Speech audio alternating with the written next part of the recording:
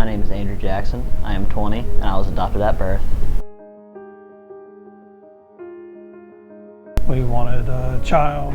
We thought the adoption was a good fit for us. We met with them. It was a closed adoption. We got to meet the biological parents. They got to interview us. We got to interview them. They thought we were a good fit. It really wasn't a decision. We just wanted to extend it to our family, and we just got the call and we ran with it. Goodness, I wasn't even aware that I was pregnant until I was probably 4 months along. And then once the pregnancy was confirmed, and with my current living situation, with the 2 children I already had, so I knew there was no way I could support 3 children on my own, because I knew that I was going to end up on my own because it was an abusive relationship. I wanted to find out about my biological family when I found out I was adopted, but I couldn't, so I decided to wait until I got older and matured a little bit, so when I did meet them, I'd be ready. When Andrew decided to meet his biological family, it came a little surprise at first because he didn't tell us at first. He went through another family member. I found out about them through me asking my parents and talking to my aunt and uncle. Through talking to my aunt and uncle, they gave me a number to a gentleman named Bill, and I called him, and we talked for a little while, and then he gave me the address to my biological mother's house.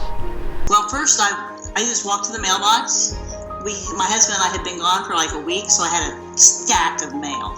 And I just kept going through, junk and bills and junk and bills. And I was like, oh my gosh. And he sent me my letter in July. It was great. The response initially was around 8 o'clock at night. I was just doing schoolwork, and I got a phone call. I looked at the phone and I didn't know who it was, so I just, turned it off, and I got a voicemail. I listened to the voicemail, and it was my biological mother. He walked in, and I immediately knew it was him when I saw him, and ran up and gave him a really big hug, and then we kind of just stared at each other for a while in like a non-creepy kind of way. Driving to the location was just nerve-wracking because I didn't know how I was going to go. So when I got to the restaurant where we met, it was just natural. I'm glad I met them at the right time. I'm glad I waited because I was more mature and emotionally ready.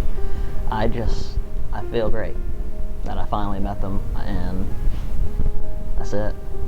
As far as Andrew, we think he's wonderful. We couldn't ask for anyone better. I think Andrew as a son is a good, mature young man. My mom and dad, Linda and Andy, they are my mom and dad, and they will always be.